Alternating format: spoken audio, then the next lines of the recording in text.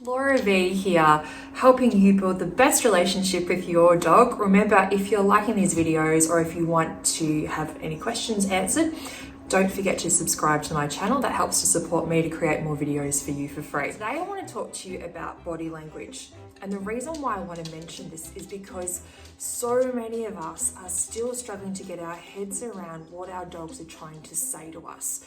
As humans, we're kind of like monkeys and we express ourselves with different facial expressions, hand gestures, and language, whereas dogs do it really quite differently. You would have seen Cashew just then do a bit of a yawn. That is him telling me something. That's him expressing an emotional state.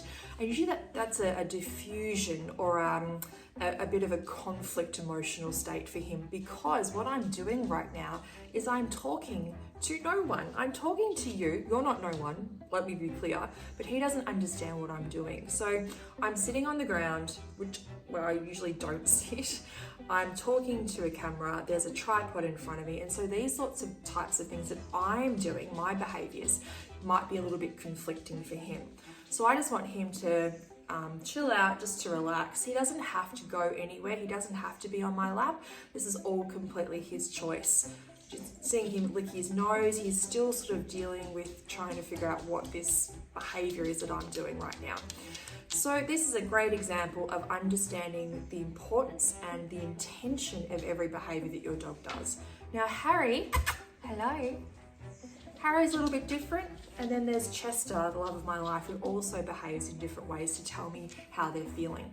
Now today we're going to talk a little bit more about the covert signs, so the more subtle signs that our dogs give us to tell us how they're feeling.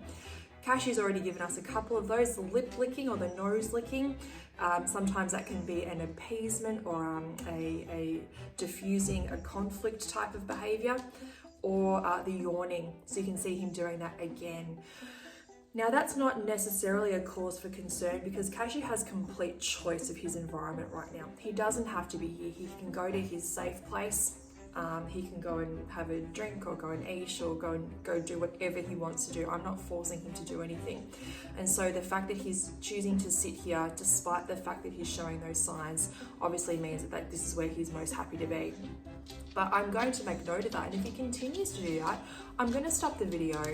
We're going to have some time out, chill, let him relax, and see if that helps him to feel better. You might notice he's walked away. He's got free agency to do whatever he wants. And so if he wants to come back on my lap, he's completely welcome to do that. It's really important to give dogs free choice to make decisions that are in their best interests. And the best way to do that is to set up an environment that is safe and allows them to make good choices. And so being inside the home where he can decide where he wants to be on his terms is really, really important to helping a dog overcome any anxieties or that social conflict that he was sort of showing signs of before. All right, so the two things I want to talk to you about today are the position of your dog's ears and the position of their tail. I know people, even in my field, that still talk about a tail wagging meaning a sign of happiness. So let's start with the tail.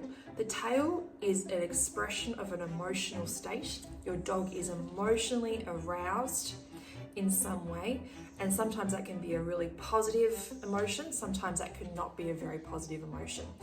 So the speed and the position of the tail tells us a lot about how that dog is feeling at that time.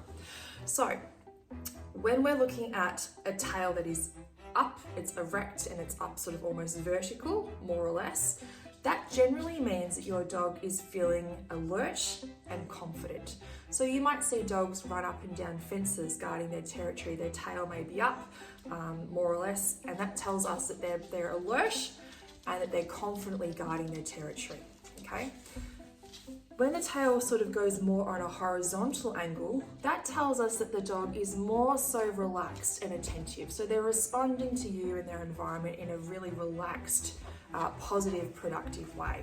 So if you see it up high, that means they're aroused, alert, and perhaps confident in that environment, which could be a great thing. Sometimes you can see dogs in a dog park with their tail up very, very high, sort of looking at or standing over another dog. That means that they're alert and confident, but that may not necessarily be a pro-social behaviour. So that's why I'm not a huge fan of dog parks. So a tail in between the legs or down generally means it's a sign of fear and or appeasement.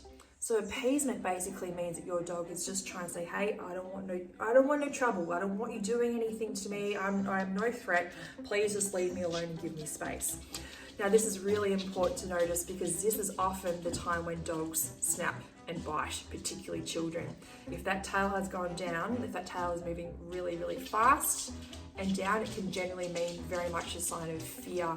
So if your dog is experiencing fear and no one is listening to what they're trying to say, it may escalate eventually to a growl, a snap, and a bite. So it's so important to be aware of those sorts of things and to prevent it from happening. So that's the tail. High, confident, aroused, alert. Down like this, generally sort of relaxed and pro-social. Down, generally fear and appeasement.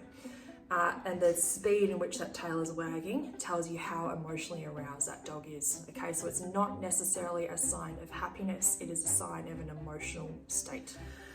The ears are really important too. So when your dog's ears are forward, that generally tells us that they are alert, aroused, and interested, curious, confident, that kind of thing.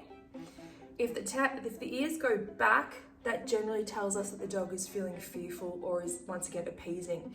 So if your dog's ears are back and the tail is down, that's telling you a huge amount of information about how that dog's feeling. And I often see this when someone is approaching a dog. You'll see the ears go back, you'll see the tail go down, you'll see it wag reasonably fast. That is a dog saying in the most polite possible way, please don't touch me, please don't come near me. Often dogs will do this and then they'll get on their back and they'll expose their belly. The first thing we want to do is we want to go give them a pat and a scratch. What they're actually trying to say is, hey, please don't touch me. Don't have anything to do with me right now. This is freaking me out. Please give me some space. So once again, read the signs of your dog's body language because they are telling you so much, even if it's just in their ears and their tail. It can be very, very difficult for dogs that have got docked tails or permanently pricked ears. One of the breeds I think of is the French Bulldog. I find them very, very difficult to work with a lot of the time because it is hard to tell how they're feeling because the most classic body language signs are unable to be expressed. I'm going to talk a little bit more about other parts of the dog's body in another episode. So please feel free to subscribe, help me out, support the messages we're trying to get out here, and have a great day. What do you reckon? Is it lunchtime? Do you want some lunch? Do you want lunchtime?